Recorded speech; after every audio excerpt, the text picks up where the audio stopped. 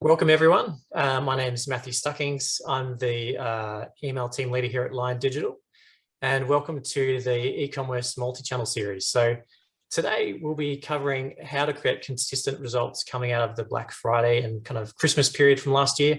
I know for a lot of merchants it was a really big season, maybe bigger than usual.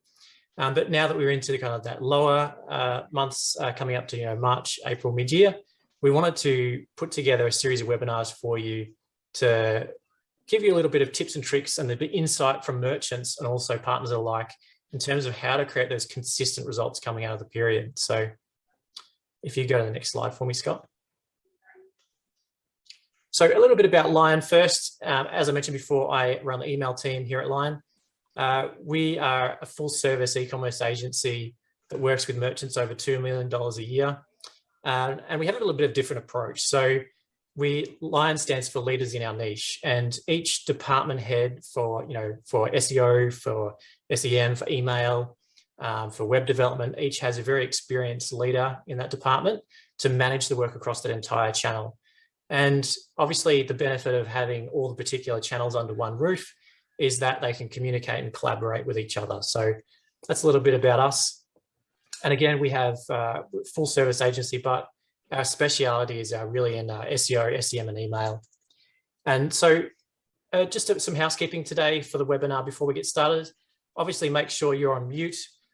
We don't want to disrupt anything. We're going to have a panel discussion, which Scott will introduce, but first I'll introduce Scott. So Scott is from Okendo. They're a reviews platform that's across a number of different e-commerce platforms. And I'll let him tell a little bit about the panel that we have today. So hand over to you, Scott. Lovely. Thank you, Matthew. Look, I think to reiterate what we've got today is what we know in life is the number one rule is consistency. So when running an e-commerce store, how do we ensure consistent results all year round is a really crucial and key question. So the panel we've got today is going to be giving you tips and insights and their advice from real world experiences in how to bring this to the table. So first one, obviously myself, and then we've got Matthew from Lion, who is an e-commerce email specialist.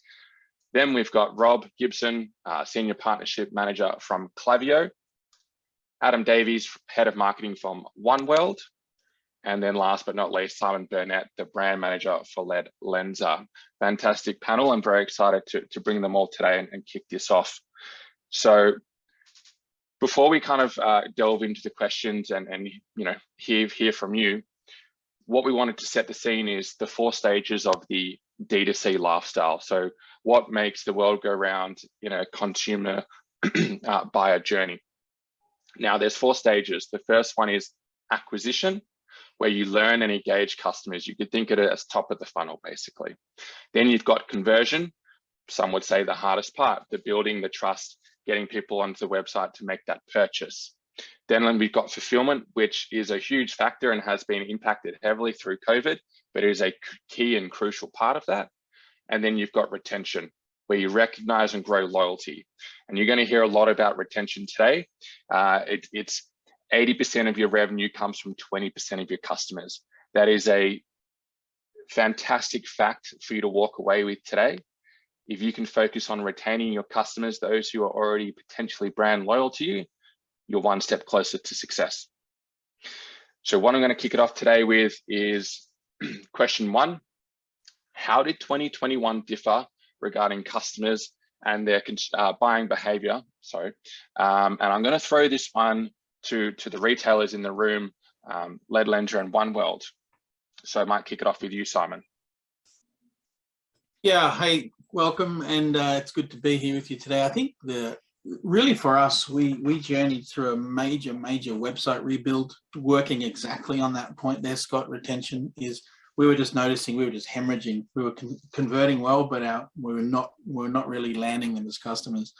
So we rebuilt our website from the ground up. And I think sometimes as a brand, as a retailer, you have to take a really hard and honest look at yourself, at your company, at your staff, at your brand, at what you're offering, the value you're giving consumers.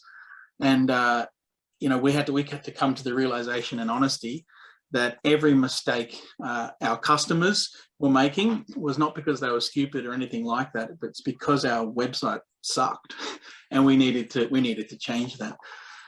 So alongside, obviously, some fantastic growth seen through the COVID years of 2021, the notable changes that we saw from a sort of blended strategy, digital marketing strategy, was largely seen through our average order value increasing significantly, and really working and focusing on leveraging our current customers. Like, we already had a good database of current customers, and it's always fantastic to think about that acquisition piece.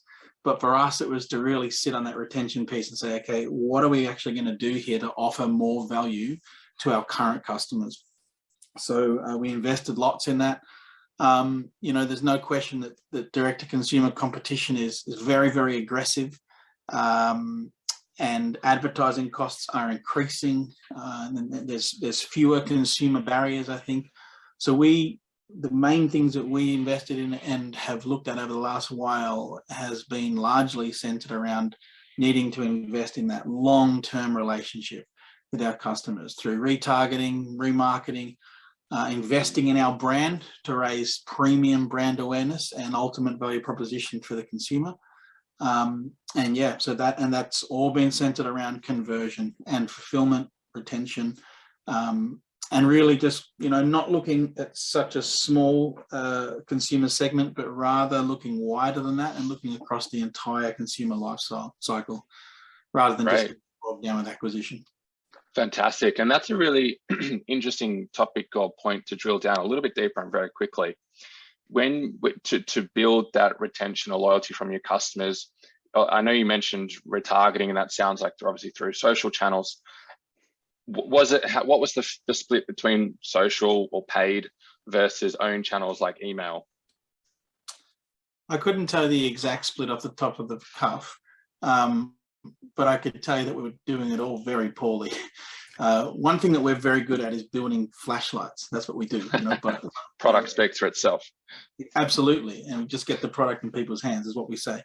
And for a very long time as a business, we've been centering our focus around our wholesale. But really in the last 2 to 3 years, that all shifted. Retail was closed, that all shifted. So we've had to actually explore outside of that, Scott. And whilst I couldn't give you the exact percentages, I could tell you that the percentage was not good, and that we're now shifting that and have seen the growth from that just in the last 12 months particularly.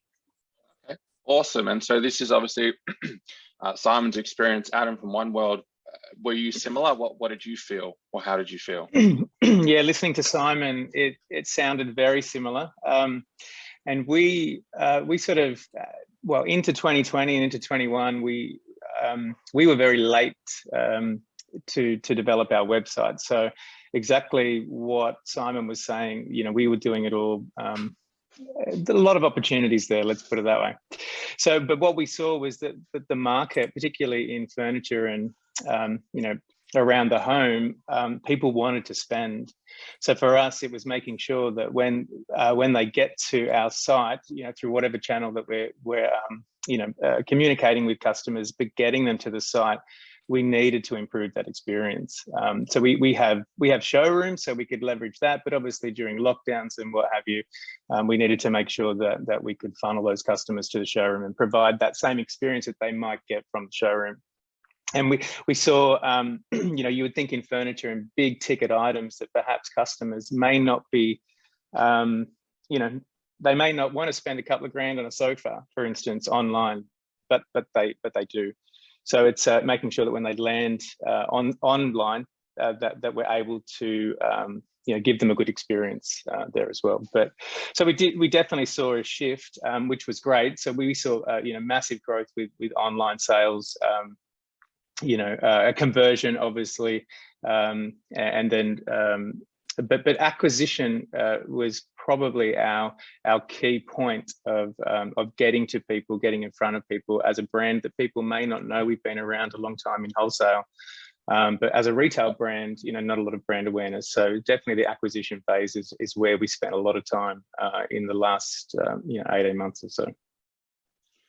Okay, fantastic. So I mean, the similar train there is COVID brought a lot of business online, a lot of focus on the online realm for previously brands that may have focused more heavily on wholesale or physical storefronts. And so that's a really exciting time. There's no silver bullet to a turnkey solution to this the success of a website. So many aspects to consider. Acquisition, it seems, moving into this online world is the goal to date, and it's obviously got to you get these customers. What are we going to do with them once they've made a purchase? It then rolls into retention and loyalty. So I'm going to push this next question to Rob, because with Black Friday, COVID, a lot of these brands experienced peak sales, events or sales traffic that they've never experienced before. So I think I heard a result that some businesses see 90% of their earnings in that Black Friday, Cyber Monday period of roughly 2 months. What does Klaviyo experience during these peak periods? What do you see from the platform, and how can merchants really leverage this traffic to flow on and push that cycle of life for the customer journey? Yeah, it really is sometimes as volatile as that for businesses. You can see 90% in 2 months. Obviously, peak for every business is different, right? Like there's seasonality at play here. Like calendar peak periods isn't necessarily peak for every other business. So I can't speak for the retailers here, but maybe Christmas stockings aren't stuffed with flashlights. I mean, I personally would absolutely love that if it's a Christmas gift, but peaks are going to be different. But I can only really talk for, I'd say, the majority of businesses we're working with, maybe in kind of that, fashion apparel space and things like that. Calendar year peaks, as they start gearing up towards, end of October, November, like you just see site traffic go like this. And that's when your acquisition portion of the lifecycle marketing journey is in full funnel. So you're firing on all cylinders, you're bringing qualified people to the site, or maybe just the hum and buzz of, the festive period, everyone's buying, or peak is driving customers to buy. So yeah, I mean, we see a surge in traffic. We do a lot of education with our merchants pre-peak. Well, in that respect, we want them to set their funnels up appropriately. So I would hope that when these profiles or shoppers or customers are coming to site, you have forms in place and means in which you can capture consent to talk to them again, because as you've already alluded to, customer lifetime value is key, and retention is where you're going to get a lot of your growth and profitability from as a business long term. So we want, when we approach that period, yes, there's a lot of people there, but we want them to be set up for success in the long term. So how you handle that peak traffic and turn them into someone that you can remarket to and come back to and speak to over and over is the most important thing that we see. So to break it down, I've seen some massive brands in my time. I worked in the UK for almost sort of 7-8 years in e-commerce too, and I remember the early days of Gymshark.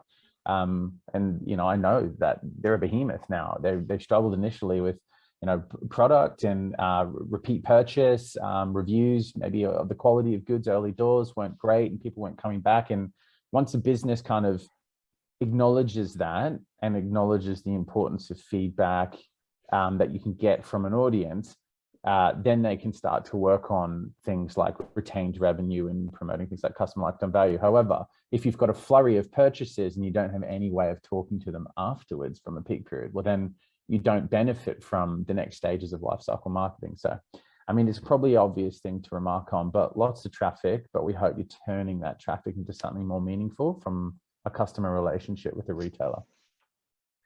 Yeah, and I think that speaks to obviously having a game plan, having a strategy in place prior to the success of your acquisition attempts or spend. So yes, you can focus on acquisition, but what are we going to be doing with it after? Yeah. Fantastic. And so my next question is for Matt. And I know Lion boasts an array of successful merchants ever growing in this e-commerce space, 2 of which are on this panel. But how does life after peak look for your merchants? Rob's touched on a few things there, but what other channels are there for consistent growth or platforms that you would recommend to your clients? Definitely. Thanks, Scott. So obviously I'm a little bit biased on this front because I run the email team, which is, I would say it's not all the things that you can do for customer retention, but I should say it's a significant part of customer retention. In regards to what I would recommend for consistent growth, the thing that I see consistently come up across multiple different clients is the campaign cadence. Because if you're going to be, generating, 20% or more of your overall results from email, we're talking last click measurement in Google here, then 70, 80% of those results are coming from campaigns. I've found consistently across the board. That's quite a significant amount of your overall revenue. So a lot of merchants I've seen have fallen into the trap of feeling like they're sending too many campaigns when they're actually not, and also not realizing how many campaigns they can actually send. So a consistent campaign cadence should be, depending on the size of your list, 1 to 2 campaigns a week for 20 to 40K, and then above 40K you can maybe do 2 to 3 campaigns a week to the main list. And then once those deliverability metrics have stabilized, then you can continue to add more highly segmented campaigns until the deliverability metrics in Klaviyo's analytics report. That's what I base. Okay, I'm sending too many campaigns, or I need to kind of back off a little, or I'm not sending enough. So I tend to base it off the data rather than feelings. I think that's a really key thing. So consistent campaign cadence is definitely something that I've seen can be quite a good driver for that consistent revenue. Awesome. And I think a very crucial point there, the proof is in the data. So yes, making sure you have the analytics set up, whether that's Google Analytics, whether that's a separate platform, whether that's Klaviyo reporting, making sure you've got it set up, and 2, obviously investigating it, interrogating it is crucial. That's fantastic. Good tip there. Rob, what about yourself? Any ideas or thoughts on that one? Matt, you're an analytical type. I already know that from working with you. And I think always good to interrogate the data. That's very good. Campaign cadence is super important, but there's also some other examples of things. Obviously, we talk about marketing automation at Klaviyo, where you can automate certain things. And I think also there's a lot to be said for, maintaining or even manufacturing touch points with your consumer base. I like the whole surprise and delight thing, capture birthdays, information about people, reach back out to them. That gives you another opportunity. You can automate these birthday flows and have a touch point. Something we don't really talk about is, we see a huge increase in traffic and attention and things like that at peak. You also see, an increase in abandonment, right? Not every purchase is going to lead to a sale as well. So why? Klaviyo offers you price drop notifications, back in stock flows. I've seen some great brands capturing things like preferences, gender, sizing, colors, and things like that in the past as well. All of this you can save as custom profile properties against a profile in Klaviyo, and then build into more automated flows that feed into your lifecycle marketing. So, of course, campaigns obviously one facet of what we're looking at, but I think set yourself up for more automated marketing, which is firing it is personalized, but it's also the perception of personalized communication, because you're capturing a lot of data from people and then dripping it to them at personalized timeframes, right? So that would be my addition to Matt's point as well. Definitely. And those price drop notifications they're really good, those flows. Absolutely, yeah.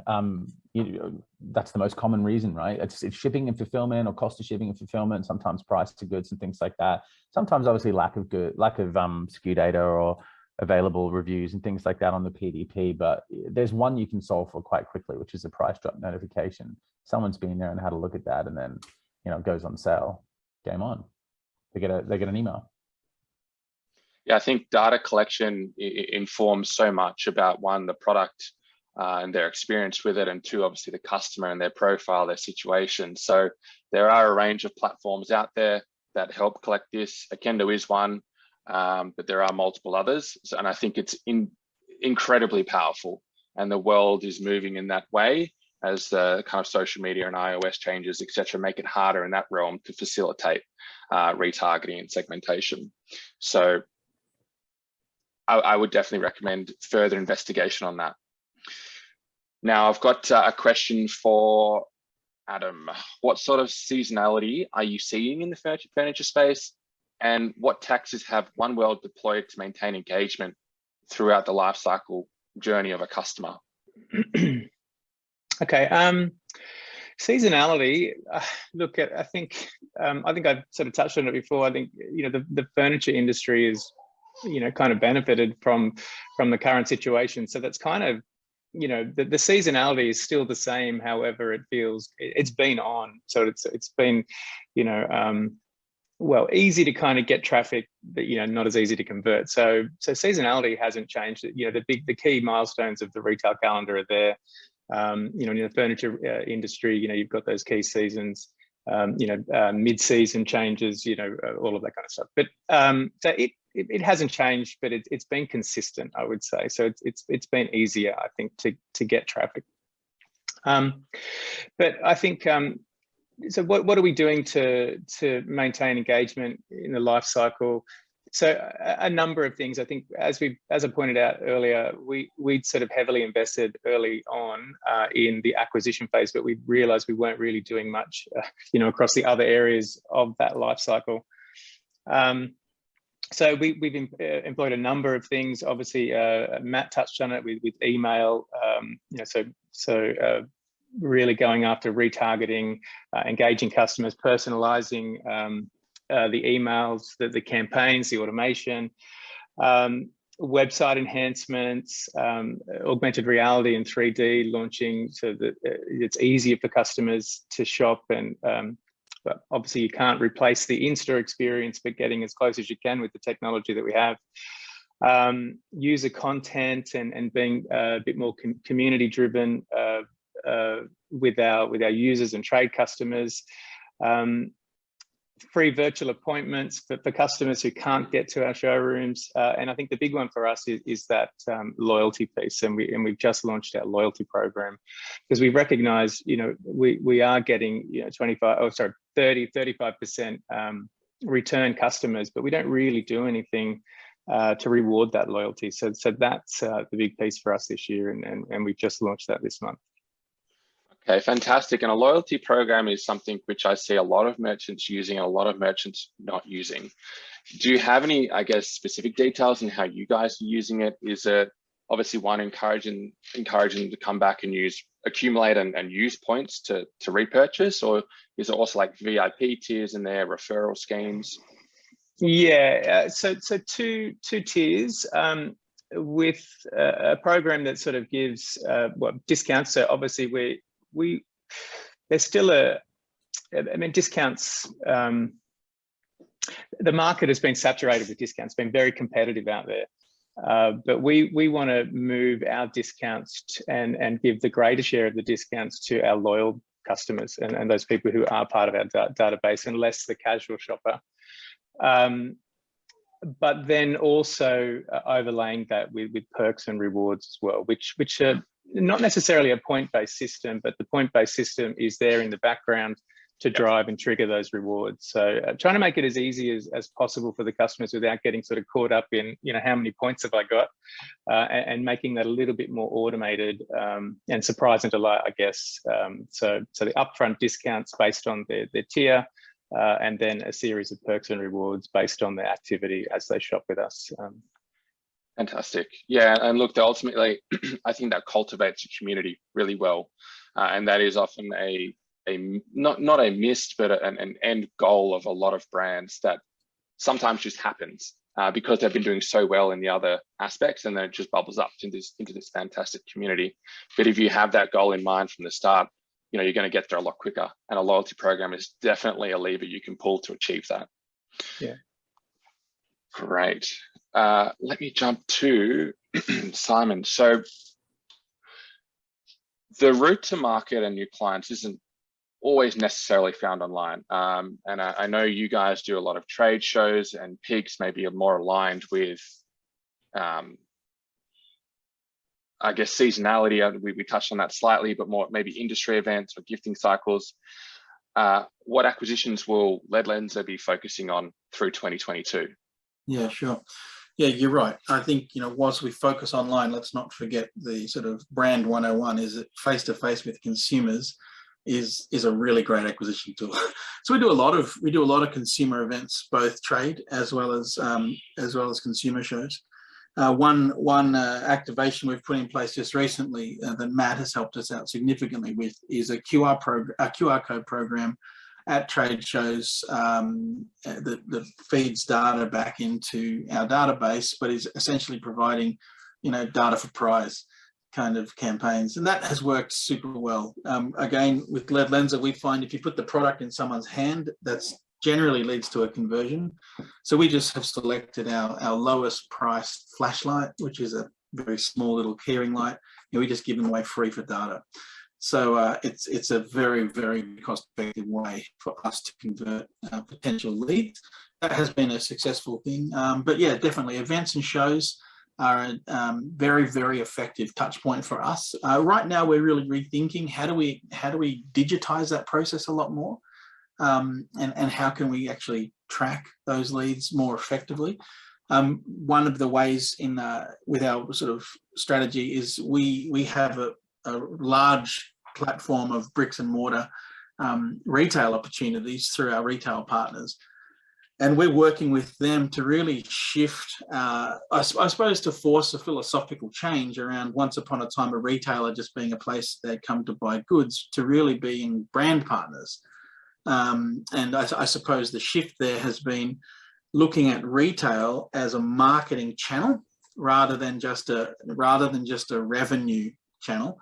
Data, I think, is more valuable than dollars, and offering in-store sign-up incentives, letting the consumer really come to us for product information rather than the retailer having to do that. And we obviously have the benefit that comes with that. Once upon a time, that would have been an absolute no-no for retailers. There's just no way they would have done that.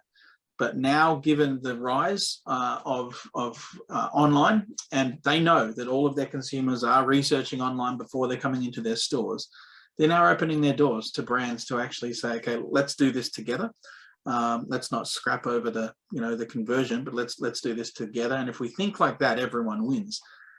So we're very much investing heavily in our in-store branded content, be that through video or interactive experiences in-store that ultimately lead to their bricks and mortar store, to their online store, or to ours. So we just want to make sure that however that consumer engages with us, that at the end of the day, they're buying a Lead Lenser over one of our competitors. And I mentioned this earlier, but product in the hand of consumers for us is the real key. So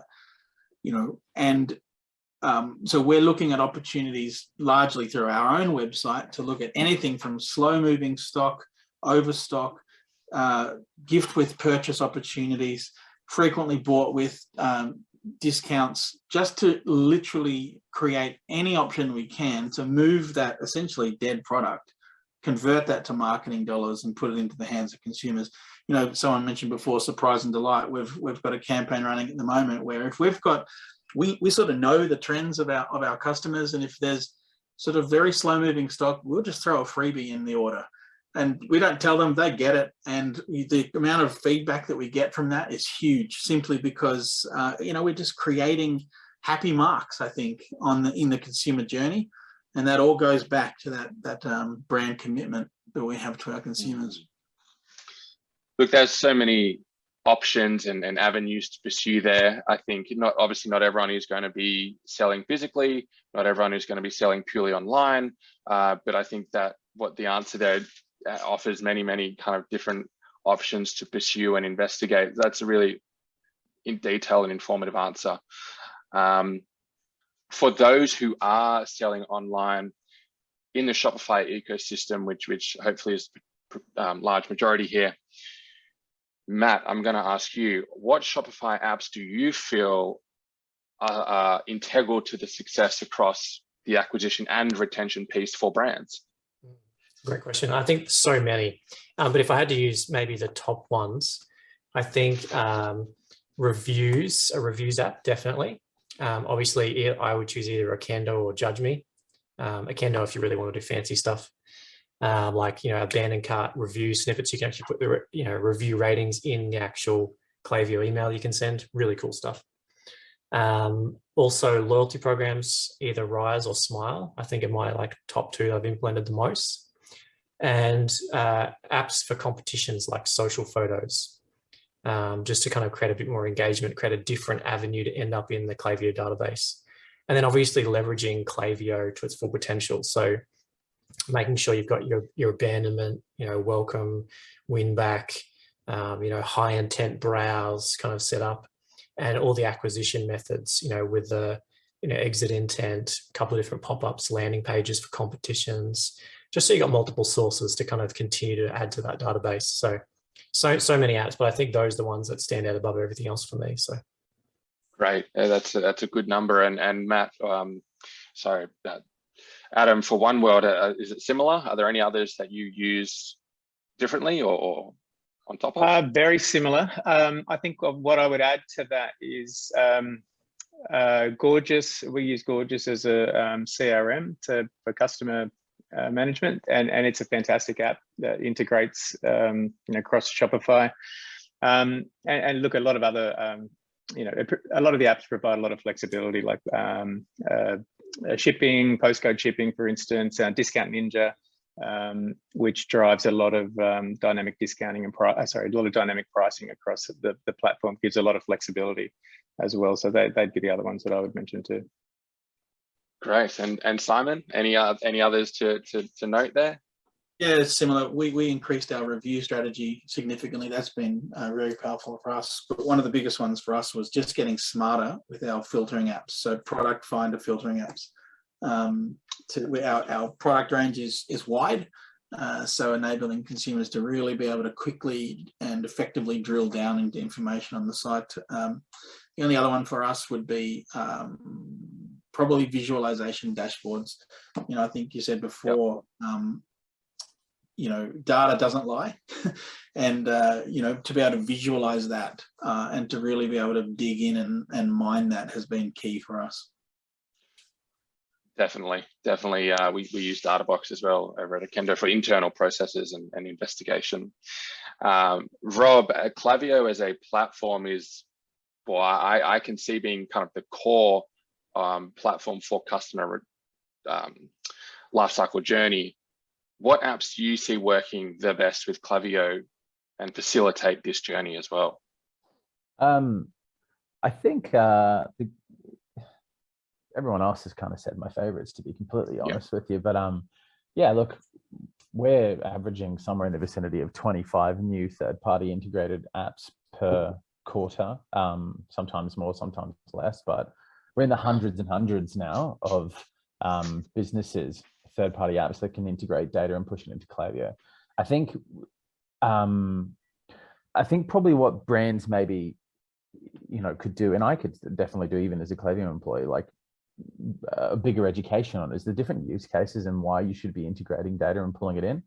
Like, it's one thing to say that this product or Klaviyo is the glue and it's pushing and pulling data from Shopify, and it is integrated with, of course, Okendo as well for ratings and review capture, and Gorgias for customer management and support. But there's also shipping and logistics integrated with Klaviyo, personalizations integrated, but why? And I see some really good use cases taking place where, if you're a brand that really is in the life cycle mindset and you want to potentially acknowledge, personalized communications, there's a lot of other different channels in which people can communicate with your brand. Klaviyo has an integration with Gorgias. It takes note of SMS, for example.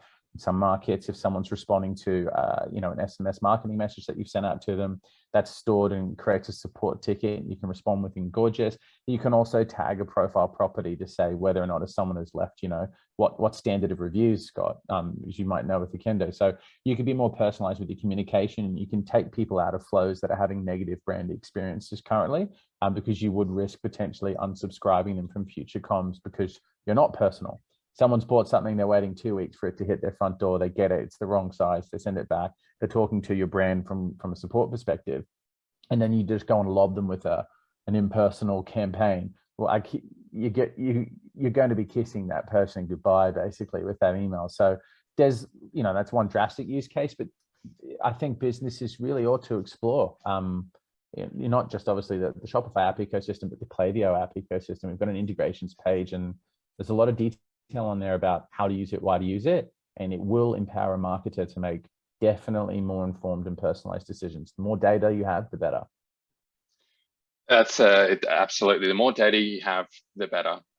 First party, zero party is preferred. Mm-hmm. So look, I'm going to kind of roll on to that. It's not in there actually. I'm just going to roll it off the top of my head. When creating promotions or offers for your database, how do you go about this in terms of timings, in terms of profit margins? You know, this obviously I assume would have been something you've crossed in the recent Black Friday period. Adam and Simon, do you have like a cheat sheet that you use every time, or is it different for each occasion? I might go to Adam first. Okay, I'll give it a go. Look, it's tricky. It's tricky at the moment. I think overall having a a calendar, a retail calendar, 12 months and beyond, that obviously has the key milestones in a retail calendar. Obviously, there's a lot of other sort of events that have started to shape that calendar. After payday, Click Frenzy, and Black Friday, and there always seems to be something every month that's driving an online kind of sales event that obviously now sort of flows into traditional bricks and mortar as well. So I think that's the starting point, and then using the data from last year as well. What was in your marketing calendar last year, and then how are you going to use that this year to to shape your events this year. But so that's kind of the starting point for us. And obviously moving into margin and that's a whole other kind of discounts, all that kind of stuff. It's a challenge at the moment because the market is very aggressive, and there is this kind of always on sale mentality. So sorry, I don't know if I've answered that. Maybe you can throw to Simon now for his input on that. I don't know if I've kind of covered that off. But yeah, no, great. Simon, your turn on the hot seat. I think you're muted, sorry. My apologies. I think as a brand, we're pretty careful around promotional, heavy discount marketing. But really for us, we go to the data. We see what worked for us in previous seasons and overlay that across our content calendar, and off we go. The other thing is we've really brought in some skills in this area. Working with Matt and the team at Lion has been a significant lift for us, just offering all sorts of different ideas into that calendar. But I think, like Adam he mentioned, there is just so many different changing things in the online platform. I'm getting too old to keep up with it. So I employ a young team. You'd be surprised. The young team bring a whole lot of different ideas that they're consuming on all sorts of channels, and we try and massage that into our strategy. Yeah, definitely. Social channels are changing. TikTok's growing and growing, and I feel like Facebook is obviously becoming more expensive, and we need to stay on top of those types of trends.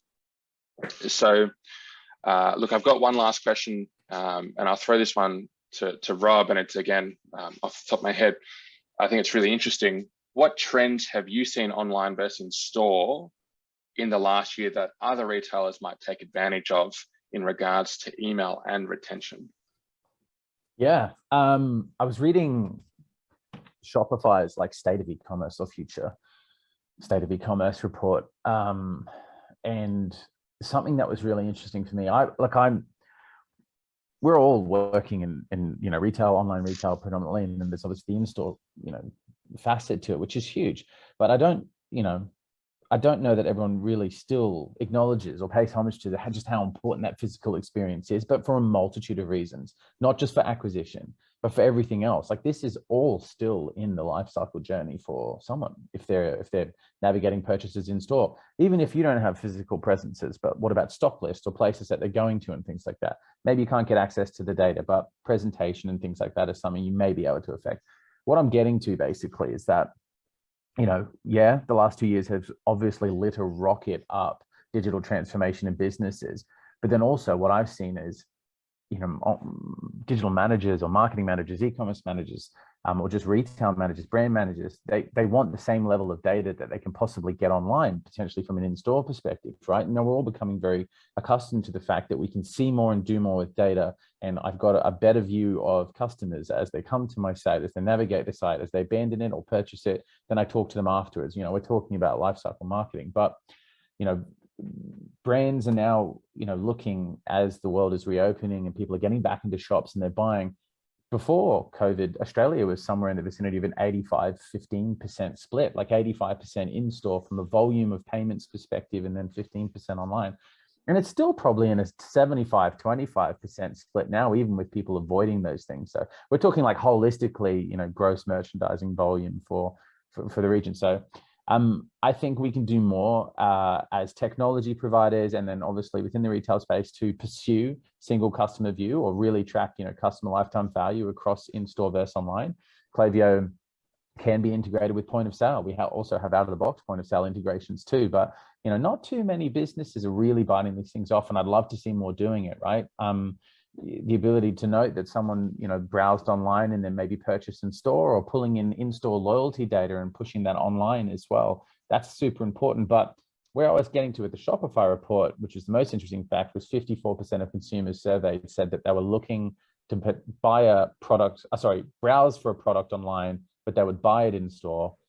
And then 53%, 21% less, said that they are likely to look at a product in store and buy online. So we're swapping as well. And then there was another figure in there about the importance of being able to physically return goods in store and then touch and feel things as well. So the exploration stages is almost on par, right? You've got equal amount of people that want to look in store, buy online, look online, buy in store. So if we can unify that data, and Klaviyo does give you the ability to pipe it in and pull it, but there's lots of other different layers and middlewares out there. I think there's something like 200 plus proprietary third-party point of sale systems just in ANZ alone, right, servicing different industries. So it's not just it's not quick and easy, but sometimes there's a bit of dev work there.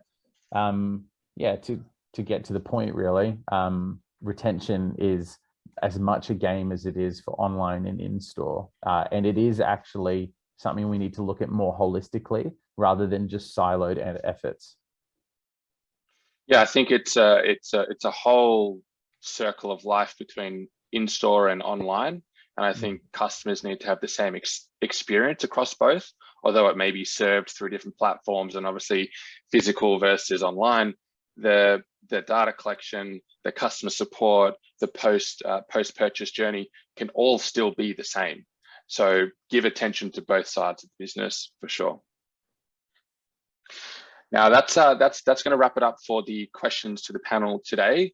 If we just walk away from having one tip from each panelist today, I'm going to leave it to them to give that to you. So I'll start that off with Matt. What's your hot tip for today? My hot tip for today is probably the biggest thing that I see which can create an impact is creating a very consistent email and SMS cadence that is well structured and well thought out. So, doing your 1 to 2 center walls based on the size of the database, and then, more highly segmented campaigns and SMSs on top of that. But having a list of promotional mechanics that you can draw on when things are a bit quieter throughout the month or in the quieter months, that's something that I've been finding really, really helpful. So whether it be like, buy one, get one, 10% off, over $150, 15% off, protect margin. Those are all tactics that you can use, that you can choose to use. But the real question that I pose to you is you need to know why you use a particular tactic. What value is it going to add? So that's the strategy side of things. So consistent cadence with it's well thought out. I think that's my top tip. Great. Adam, yours? On mute, sorry. Look, I think it's been said a lot, but I think really understand your data and where the opportunities are for your within the customer lifecycle to make to form the right strategy and the right initiatives. And I think you need to move quickly, and it's okay if it's not 100%. You need to move, you need to be agile. You can't sit around and wait. So move quickly. Yep. Simon? Yeah, likewise around tactics and tools. I think the biggest part of our digital transformation is changing the way that we think. I think when it comes to branding and consumer engagement, it's no longer the big beating the small, but the fast beating the slow. Like Adam was saying, the agile. So the faster I think that we can change, and the faster we can implement those tools and tactics and adapt to shifting consumer trends, I think that's where the win is. Absolutely, I definitely agree with that one. And Rob, your thoughts? Yeah, that's a really important one. I like to think that my tips may be an undercurrent that it facilitates more time and attention to other things in your business. Simon and you guys are really busy. You've got lots to focus on. So mine's swapping out batch and blast comms for more automated, personalized lifecycle marketing communications. And these are like, bread and butter Klaviyo things, getting your flows firing, making sure your filters are in place. I'd love to see more businesses automating their marketing communication with data. So it's a bit of a combination of both their responses. And I'm also, I'm a huge advocate, obviously, of weaving in things like SMS into your marketing communications if you can. Like SMS is great for time-sensitive messages. It's good for succinct reminders and notifications. There are people that are happy to have that proximity of communication too. Your VIPs, for one, that have been shopping with you for a long time. If there's consent there and they're a pretty trusted, loyal group, why not talk to them on that? And then use your email for, long-term image-heavy content, but do your best to automate as much as that as you can.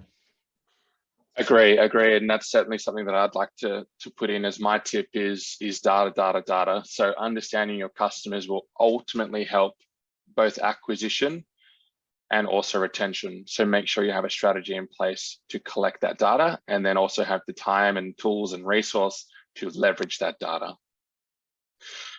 Well, that's it for us today in terms of panels, tips, questions. We would definitely like to put it out to you guys. If there are any questions in the chat, we're certainly here to help answer those. So are there any pending questions out there that we can help with? You can also unmute and have a chat if you'd like. I think we've got a couple of minutes, otherwise we'll take our leave. Yeah, if you wanted to, I think you can raise a hand. We can get you unmuted.